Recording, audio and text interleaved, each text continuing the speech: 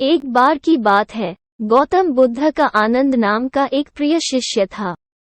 वह उसके साथ नदी के किनारे टहल रहे थे।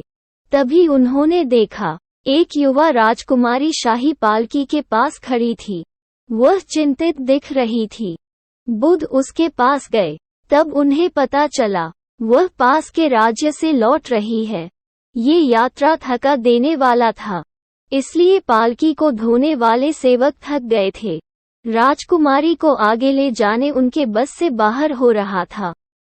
लेकिन राजकुमारी को किसी खास अवसर के लिए महल जल्दी पहुंचना था, इसलिए राजकुमारी चिंतित थी। बुद्ध ने फैसला किया, वह राजकुमारी को मदद का प्रस्ताव देंगे। इस प्रस्ताव से राजकुमारी की परेशानी थोड़ी कम हुई। बुद्ध ने राजकुमारी को पालकी में बैठाया और अपने शिष्य आनंद के साथ पालकी को काफी दूर तक ले गए। बुद्ध की इस उदारता से सेवकों को भी खुद को तरोताजा करने का मौका मिल गया। जब सेवकों की थकान दूर हो गई, तब उन्होंने राजकुमारी को महल पहुंचाने का भार अपने कंधों पर ले लिया। इस तरह बुद्ध और शिष्य आनंद का राजकुमारी को अलविदा कहने का समय आ गया। दोनों ने बड़े ही आदर के साथ प्रणाम कहा और अपने रास्ते चल पड़े। लेकिन राजकुमारी ने इस सहायता के लिए किसी भी तरह का आभार नहीं दिखाया। बस उसने हाथ लहराकर अलविदा कह दिया था।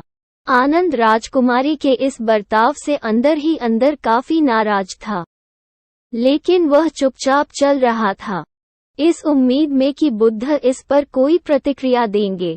मगर इसके विपरीत बुद्ध के चेहरे पर एक अजीब सी खामोशी थी, और इस खामोश में एक अपार शांति थी। इस बात से आनंद बहुत हैरान था। अब चुप रहना उसके लिए मुश्किल हो रहा था। उसने नाराजगी भरे लहजे में कहा, वह हमारी सहायता के लिए थोड़ा तो आभार व्यक्त कर सकती थी। क्या आपको नहीं लगता उस राजकुमारी को शिष्टाचार सिखाने की जरूरत थी? बुद्ध धीरे से मुस्कुरा कर बोले, आनंद, किसी चीज से बहुत ज्यादा उम्मीद लगा लेना हमारे निराशा का कारण बन जाता है। आनंद को यकीन नहीं हुआ कि बुद्ध ऐसा कैसे बोल सकते हैं। उसने कहा, हम उसे इतनी दूर तक ले गए, कम से कम वह मुस्कुरा कर अलविदा तो कह सकती थी। क्या एक मुस्कान भी उसके लिए बहुत कीमती था? बुद्ध, मुझे सच में बहुत गुस्सा आ रहा है। आखिरकार हम उसे धोकर इतने दूर तक ले गए थे।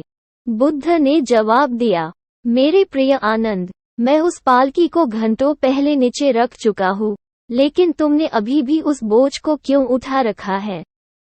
बुद्ध कहते हैं, सकारात्मक लोगों को भी नकारात्मक विचार आते हैं। बस वह खुद को उन विचारों के नियंत्रण में नहीं आने देते हैं। विचार मेहमान की तरह है, उन्हें आने और जाने दो।